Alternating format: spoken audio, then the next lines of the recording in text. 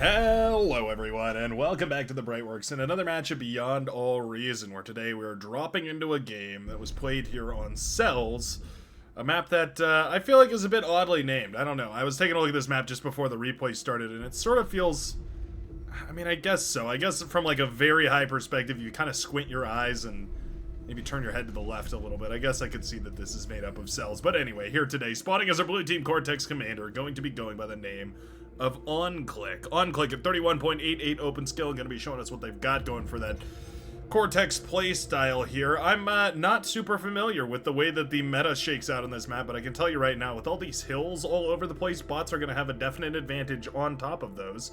However, of course, in the flats and valleys, it's going to be a lot of open terrain for the vehicles to reign supreme. On the northern side, it looks like there's more hills than flats, though, so I would say that probably bots make a lot more sense right here for the blue commander. I'm curious to see what exactly we're going to go for. It looks like a triple mech start into some wind turbines, a solar panel, and a safety LLT here before setting up, indeed, a bot lab. Okay, nicely done. On the other side here, as the... No, not there. There we are. As the red team leader, going for exactly the opposite strategy here as the core commander in red. It's going to be Gear Shark. 30.06... Sorry, no, 30.6. 30 and 60% of one open skill, going to be going for some of those core vehicles. Okay, well, maybe a good opportunity for us to see here which one reigns supreme on this map that does feature, I guess, the terrain that benefits both of these two types of technologies here. Vehicles, of course, kings on the flat terrain because they don't have to deal with any of those terrain deficits that they normally get when going up and down hills, and bots, of course, on the hillside is going to take the advantage because they don't have to deal with the deficits of those terrain advantages like the vehicles have to. Love the res bots going out, by the way, to reclaim a whole bunch of these rocks that lay around all over the map here. We actually activate our... No, that's not the button. Hold on. There it is. We activate our superior metal vision. We can see that there's not a lot of metal tied up in these rocks here. It's like 10, 15, 20 metal maybe at the most between all these rocks, but it does add up. And eventually, I mean, you grab enough of those, maybe it's going to be a couple extra bots on the front line. Maybe an extra constructor, and that sort of thing can certainly scale pretty wildly. Brown commander here, just north of the red commander, going to be going up against green. It looks like Omega versus Kanix. The brown versus green matchup right there. On the northern side, it's going to be our blue hero, OnClick, going up against maroon and orange, kind of in a joint. I guess it's kind of a 2v1 position. There's not really enough metal extractors to do a proper 2v1 here. It's sort of more of a... You could basically have one person either do a backline. Oh, that's a nice catch right there. Cyan Ticks do manage to snipe one of the constructors back here and a metal extractor. Nicely done. Lucky 4. Now having to deal with all this. LLT's in the backline, though. That's a nicely placed LLT. Wow. Firing just between all the wind turbines right there does mean that that LLT will be able to mop up those ticks. That's a wonderful snipe because obviously those ticks can cause mayhem in the backline. Ascent, the hot pink commander, now forced to deal with a bunch of rascals that have snuck their way in, now blasting apart one of these metal extractors. Self-D. Self-D. Oh, no self-D. This is a core commander too, so shuriken are an option, of course, but we aren't going for that. We're going to fortify ourselves with a little bit of LLT action before getting into that sort of a thing. But meanwhile, Optimus Prime Nut, the unfortunately named Lavender, or no, what is it? Seafoam Green commander here.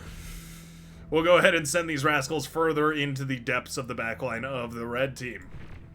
Maybe an appropriately named name. No, anyways, Blitz is here, rolling out of the lab right here for lol screen look. As it does seem like we're now finally sneaking some pods through. Oh, a beautiful connection from the Janus. Just barely manages to launch those missiles from out of range. Just far enough well, just close enough to those pawns that it can fire before it slips out of the range. But the missiles do connect, and it does mean all 3 pawns go down. Nicely done. Another tick in the backline here. Oh, no, these aren't ticks. These are those early rascals. Wow. All right, well, loads of value here. I mean, there goes the brown commander. Get bullied. Absolute bullying right here. Salt mining if ever I've seen some. The brown commander says, what? Turns out the safety mechs was well worth it here. Shuriken finally making their way across. For some reason, we're not killing this constructor, oddly enough. We're not actually killing either of these units. We're not... Look at that guy. Hold on. Look at that guy under there. Oh, he moved. Damn, I was too slow on the camera. He was doing a little bit of a head spin. A 360 no-scope, cranking 90s. Rocketbot's coming over the hillside. I mean, this is GG. This is Omega 22 can go across and win this game right now. Might not be paying attention. Oof. This is we were 4 steps away from the doorstep here of the brown commander. We could move across right now and win this game effectively on our own. Omega 22 has the ball well in their court. it's just a matter of recognizing that. Centurion sitting idle in the front right here. Rocketbot's not moving forward to shoot down these LLTs either. Commander actually going to be the one that moves in to fire at this. We have the Rocketbots, but we're going to use the Commander for some reason. There we go. Just moving in. Forcing Connects into an awful situation. I mean, Shurikens at the very least have paralyzed us, all this, so the Grunt can run right by and leave these in the backline. It's a learner's match here today, gentlemen. Gentlemen and ladies. We've got ourselves a couple of noobs learning the game right here, and I always love to see it. Of course, a little bit of Brightworks bullying. I mean it in good jest. I don't mean to pick on anybody particularly. It's all a learning opportunity, right? Getting your base blown up is a fundamental, formative experience and beyond a reason. It's happened to me. It'll happen to you. You just gotta accept it. You just gotta learn from it. Lucky for here, the Orange Commander now taking some rocket hits, but we do have those Janices on the front line. Commander has gone down. Is that the Brown Commander? It sure is. Connects loses it and taps out of the game almost immediately right here. Better luck next time, friend, as we do have the Green Commander now with a commanding position on the map. You can effectively go anywhere you want from this position. I mean, you could basically go into tech right here. Your lane is completely uncontested. You could stop all spending and just eco up like a madman. Some advanced solar panels, E-converters, all that sort of stuff. Or you can spam out 100 pawns and just go ahead and go kill this base and then eat up some more metal. I mean, why not? Grab the metal extractors while you're at it. There's a lot of easy steps to take right here. Oh, apparently Virgin, the Cyan Commander, is going to step forward to sacrifice against LOL's screen look. Commander has died. A little bit of a Commander hug of death right there as those comms do go down. It does mean this vehicle army's a little bit in trouble here. Do we have any resbots? Ooh, it's a little bit preemptive. I would have liked to see resbots before we go for the Commander trade. Of course, having the ability to reclaim that nearly 2,500 metal, or, well, exactly 2,500 metal, would be quite nice. Meanwhile, Red Commander also in the backline, also harassing down the bases. Boy, each of these teams at each other's throats in the brutalest and most entertaining way possible. Build power does fall. Pawn will be redirected to clean all this up, thankfully. Eventually, these rascals will be shut down, but not before they kill 2 metal extractors and, of course, the construction turret, which might be the biggest loss of all of these. And, sir, good sir, please. Please, Virgin. There we go. Hey, look at that. We have some units moving in. The Green Commander here, Omega 22, sending some units around to harass the Red Commander, who did, of course, well, just do some damage on the other side of the map, so all is fair, I suppose. It's mostly, well, it's 2 maces and a rocket bot, so it's not really anything too oppressive right here. It's just a little bit of harassment. This is a little bit more annoying. Couple of pawns moving in here for Versailles Commander. Virgin as well, looking to do some counterattack damage, but alright. This is not the transition that I thought we were going to see right here, and interesting that we're still investing in wind turbine power. Wind speed, not ideal. In fact, not even good on this map. And we're going for some good old-fashioned Armada bombers. Now, I don't mind this. Of course, the air switch is one viable option, right? You can tech up, or you can tech out. This would be teching out across the board rather than up the board. Those bombers, though, are going to be basically uncontested. I mean, we have an air player, of course, but now the blue team should effectively have 2 air players. Not that they do, actually. Yeah, Cyan Commander going into air. This is not really... I mean, I guess this is an air spot. Not really, though. I mean... You're sort of protected right here. What would be the parallel? I guess it'd be back here. You can see the Green Commander going for units on the field has helped stabilize a lot of this really, really nicely, whereas the red team just didn't have that. Oh, nice kill right here. Mason Rocketbot firing away to kill the build power on the Tank Commander's base. Solar panels in trouble here as well. These will eventually be cleaned up as the Razor, what is it called, the Blade Wing. The Shuriken Light Paralyzer drone does make its way across. Won't actually paralyze anything. There we go. Oh, well, oh, there we go. Better late than never, as the Shuriken does eventually get that paralyzed, but yeah. Metal Extractor is down, not the end of the world here for the Tank Commander, but yeah, losing those build power, those build turrets does suck, because Constructors, well, they're very difficult to maneuver around. We still have 1 Constructor available. We probably want to pump out 2 or 3 more just to help escalate that building speed here. Still not the end of the world. Bombers still coming up right now for our Green Commander, Omega 22. This front line has been pushed in quite nicely. Frankly speaking, I think just going for a bunch of T1 would have worked nicely. I'm shocked to see that we're not going to be going after this 1,250 metal lying on the field here in the form of Brown Commander. Yeah, I mean, we're going for a solar panel here. Huge energy and spending issues across the board right now. No build turrets back here. This is a big build power issue on the Green Commander's behalf. Do we have any constructors? I mean, I guess we just don't. We have 1 on the front here with a single build turret up and running. Scaling this up and running, I mean, getting an E-store is super important too if you're going to be going for wind turbines.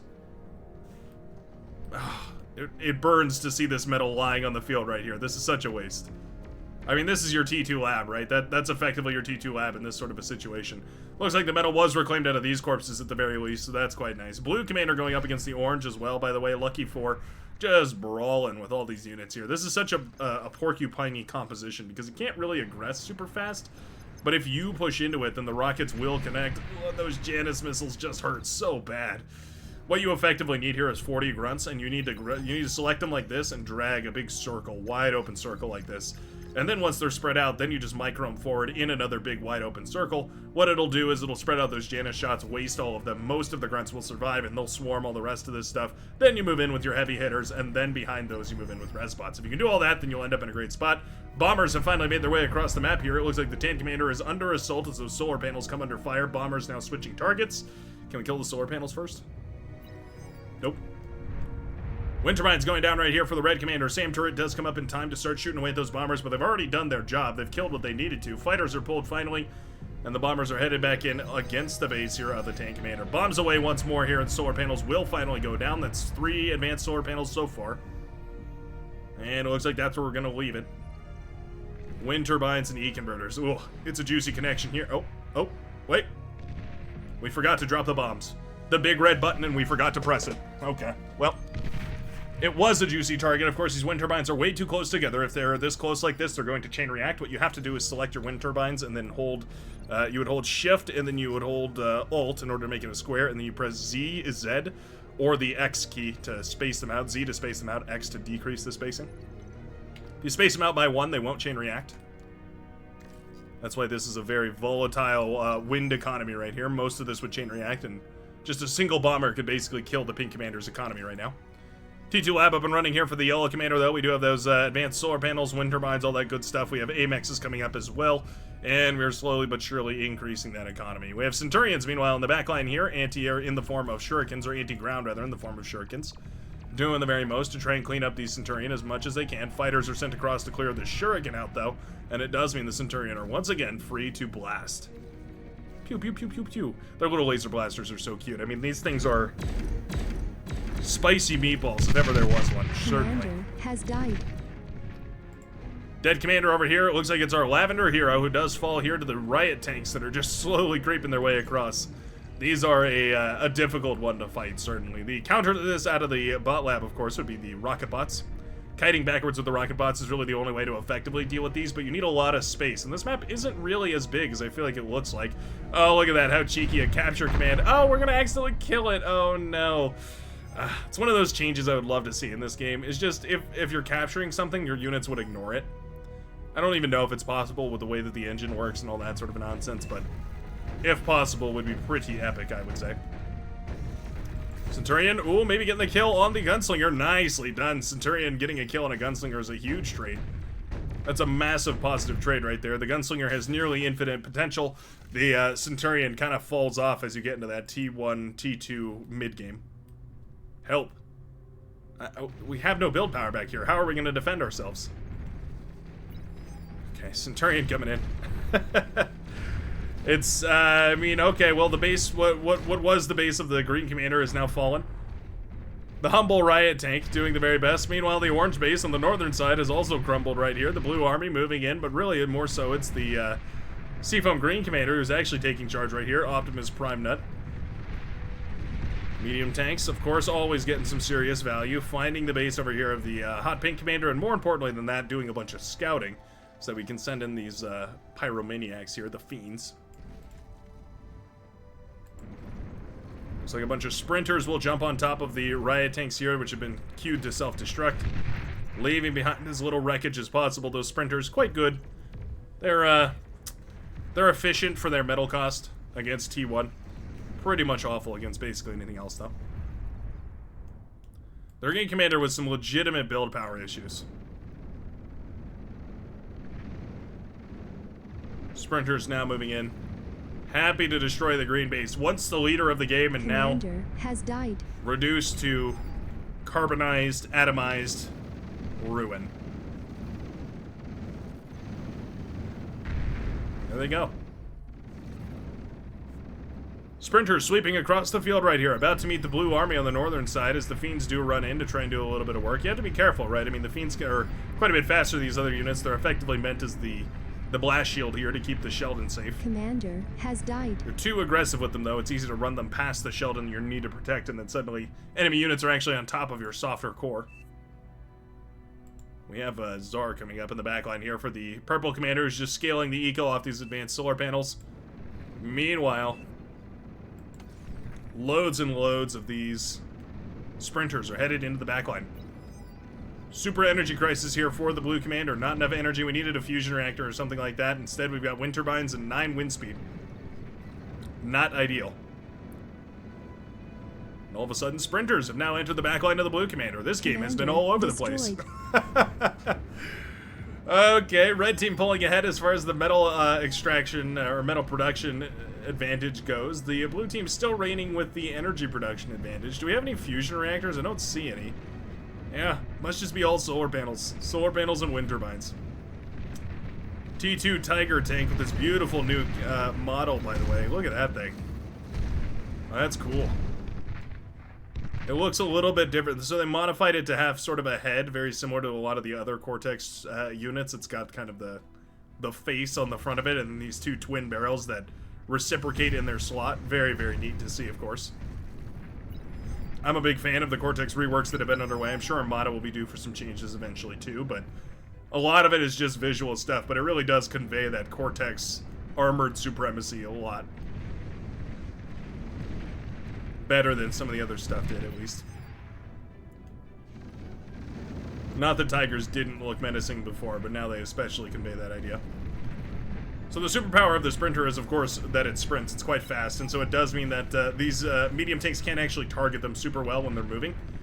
The trick to that, though, is you have to keep them at basically the maximum range that they can fire at, and then you also have to keep them moving constantly. If you do both of those things, they're pretty much untargetable by medium tanks, but it's a huge APM text, and it's a lot of micro skill that's needed. Okay, blue commander throwing in the towel right here. So we have the first lever from the red team, the brown commander, after the entire base has been destroyed. Probably a valid crash out. The blue commander here, the top of the blue team crashing out after the T2 lab was destroyed. One of those games where there's easy market improvements, things that you can clearly tell from the spectator vision that obviously aren't going to be super, well, obvious when you're playing the game. Sprinter falls over here, loses a leg and falls over. Tiger tank will clean that up quite nicely right here. Meanwhile, we do have the, newly inherited Omega 22 green units moving forward. Omega 22 not going to complain, just going to get to work, and I like it. This is a great catch right here. The pink commander doesn't even know it. Ascent is not even aware of the fact that this is such a spectacular catch. Oh no. If we had just sent these units over the hill, they would have gotten a hugely efficient trade. That would have been 2,000 metal worth of units that they would have caught here. I mean, this is well more than that, 3,000, but those are all T2 as well, so super valuable. Orange Commander Lucky 4 is rebuilding here as well. We have the red spots moving around to grab some metal, of course. We have the energy in the form of those advanced solar panels rebuilt here, and some build power coming up as well in front of the lab. Very interesting stuff, but yeah, this is looking quite good. The Hero Meatball Brothers.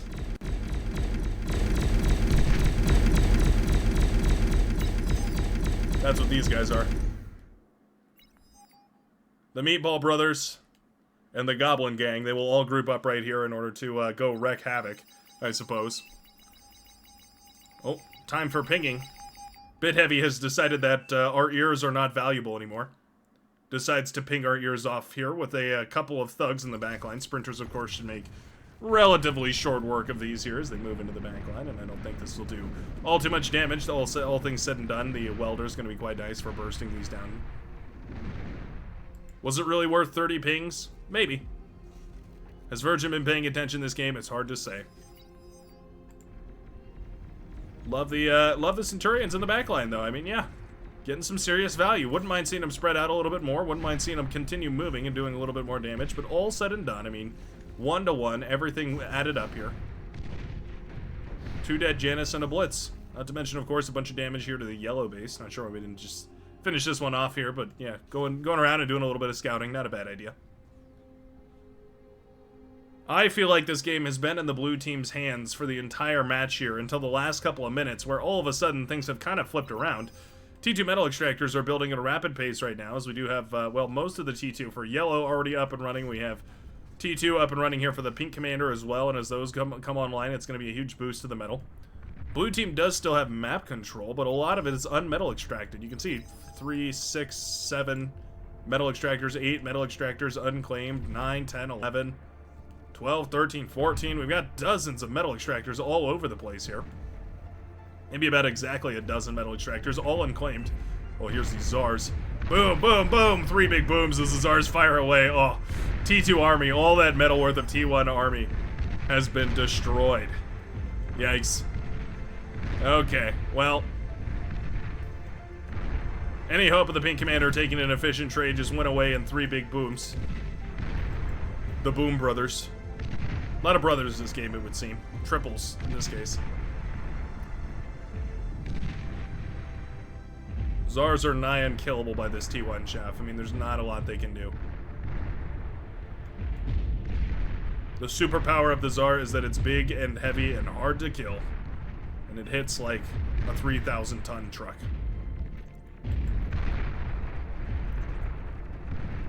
Geothermals go up, blitzes. I mean, man, we're clumping against the Czars. It's a masterclass in how not to deal with Czars, it would seem. These are high damage, high AoE units. Their biggest weakness is spreading your units around. Medium tanks falling right here. Green commander, love to see that we're continuing to try and do the little run-bys right here. We do also have a bunch of dead T2 that did fall earlier. The heavy tanks now trying to find some value, move into the backline. Bots will get us around here. Infantry going in to try and save the base against the mechanized warriors right now. And it looks like for the purposes of the hot pink commander, the base will be saved. Yeah, nicely done. Sprinters coming to reinforcement. The Fiends have done a fantastic job. Okay. Gunslingers brawling on the front line here as well. Always cool to see these guys mixed into the comp. We have, well, a comp of gunslingers. 7 gunslingers in total. It's a lot more than we usually see, but you know what? In really specific circumstances, and I guess this is one, they can find their place. They can find some real value on the front line here. Of course, they repair themselves very rapidly on the front lines. It means that when they're duking it out here, they're actually quite difficult to kill, and if you don't kill them, they're just going to come back again. Effectively even stronger. Aphis actually starting up here for the yellow commander. Okay. We do have plans to end this game, it would seem, as the yellow commander has decided to go for a little bit of a late game play. Starting up that Aphis is, of course, well, it's a greedy play, but not a absurd amount of greed here. We have double fusion reactor, loads of T1 solar panels we can eat up. In fact, probably close to Aphis's worth of T1 advanced solar panels. Yeah, 4,000 metal worth of advanced solar panels would probably finish off, basically finish off this Aphis here, yeah. Welders moving in. Of course, easily going to melt down any of this T1 static defense, but medium tanks making it a little bit more difficult here. And you know what? To the Twin Guard's credit, it is a very effective static defense. Wouldn't mind seeing these constructors just eat all this up and then rebuild it. Rebuild the metal extractors and build a bunch of static defenses. 6,000 metal over here, 3,000 metal over here, another 3,000 over here. Omega, very far forward right now. My goodness. No, no energy on either of these commanders, so neither of them can shoot at each other. Oh no, where's our fusion reactor? Oh, we've started it up. No build power here still. Oh.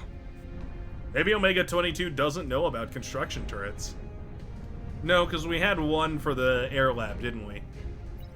Yeah, I don't think that's the case. I think we're aware of construction turrets. I think we're just choosing not to use them. So far, the blue team is up by 1 point here for not having... for being 7 players out of 8 rather than 6 players out of 8. Of course, at the end of the day, it really does come down to Commander using your units on the other side of the field here. Wow, mass sprinter, not something I reckon we would see anytime soon in the current meta. But here it is. Just a massive army of sprinters engaging against each other here. Oh yeah, eccentricity trying to find some D-gun opportunities here. 5 commanders available here for the blue team versus 4 for the red, so it's not like we're at a situation here where a comm snipe might win the game. LLT is coming up here as well for the green commander. We do see a nice micro from our red hero. Of course, Gear Shark is completely without base, so it does mean that any unit handed over is 100% microed, right? Sprinters still trying to find some value. And that is their secret, right? That's the superpower of the sprinter, is just the fact that you can pull them back, reposition them, move them into a new spot, all that sort of stuff super quickly, just because they're so fast. That was the green commander going down on the northern side here, by the way. Nicely done by Lucky4, who's been harassed this entire game, I mean multiple times over at this point here, but does eventually manage to make his money back by simply eating up the corpses of his enemy. And if there isn't a more poetic comeback than that, I really don't know what it is. Gonna actually stop a couple medals short of completely consuming this commander. I suppose the idea here is to save it so you can resurrect it later, but I'll give you a tip here. You want to start resurrecting it right now, otherwise these con turrets are just gonna eat it. Need some solar panels to jumpstart this economy, though. Wind turbine's not really cutting it. Gunslingers here, trying to find some value. Actually gonna find plenty of value against these T1 pawns.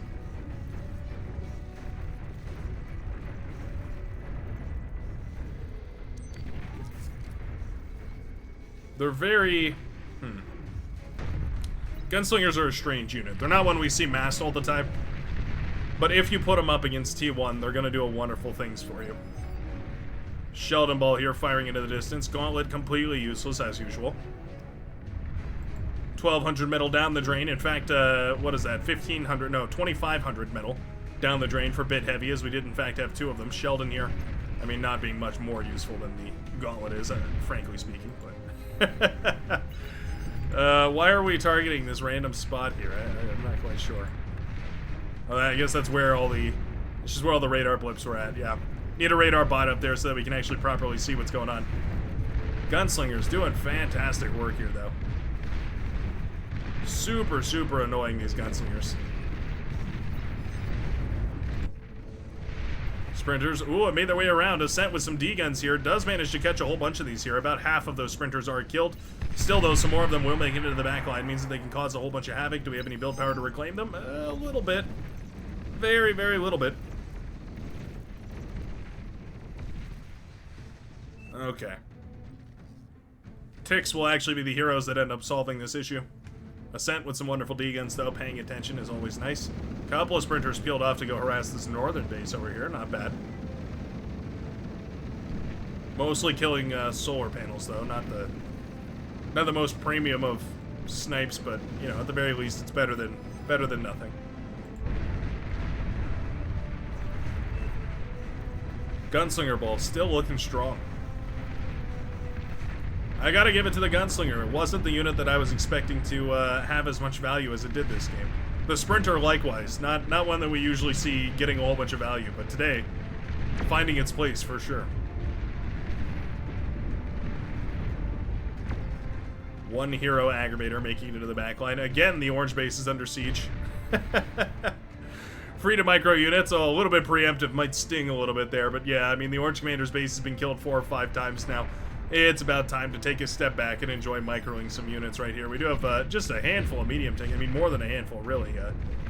Gigantic amount of medium tanks moving out on the field. Lightning tanks mixed into there as well. I wouldn't mind seeing this all just be lightning tanks. Jaguars are pretty good. The orange commander, though, has been given purpose. He wasn't even given a name, just a purpose. Conquest.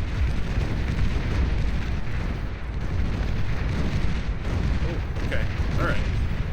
That was interesting. Attacking the ground right there for a second rather than running in with these units. Obviously, we do have to be quite careful about D-guns, but as far as we can tell, there's no commanders over here. But, of course, orange doesn't know that. So I wouldn't mind seeing a little bit more caution. But, I mean, yeah, no commanders available on this side of the map, so not like it's really going to matter. All of these, what are they? Agitators going down, by the way. Marauder. So damn quick. They may look like big chickens, especially with those double wings that they have on their back. Definitely very chicken-like. There's the purple commander. Uncloaked, though, so we will see it. Will we be sending the Marauder in to win the game? Or kill the base, rather? Or kill the command? I mean, anything here, really. I'll take any.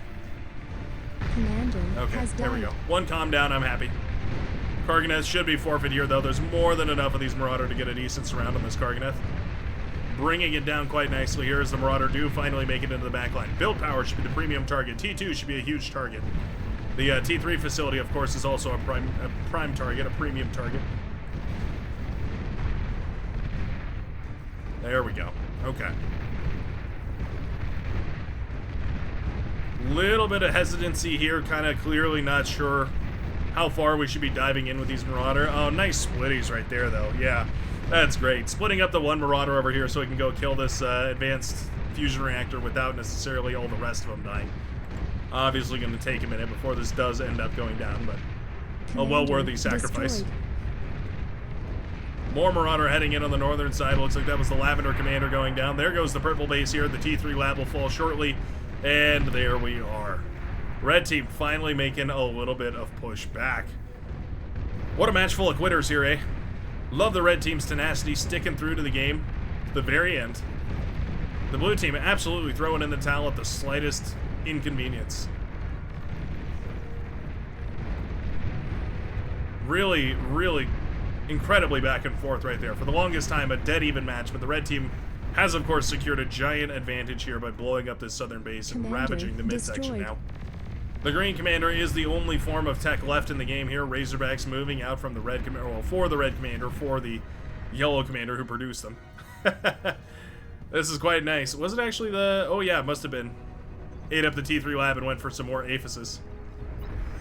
Love us a little bit of eco-scaling, and that is all she wrote, ladies and gentlemen. The red team manages to take the win after a brutal, brutal comeback, securing the victory against an oppressive enemy that went for their throats over and over and over again, but just didn't have the resolve to stay in the game and fight the good fight. Ended. What a wonderful match. Thanks a ton for watching, folks. If you made it this far, I sure appreciate it. Hope you have a wonderful rest of your day, and I hope you'll consider joining the Brightworks by subscribing and joining the Discord, which is always linked down below. Of course, feel free to check out the Patreon for the Bar Pro League, which will also be linked down there, and I'm very, very excited to support. I hope you have a fabulous rest of your day. Peace out, everybody.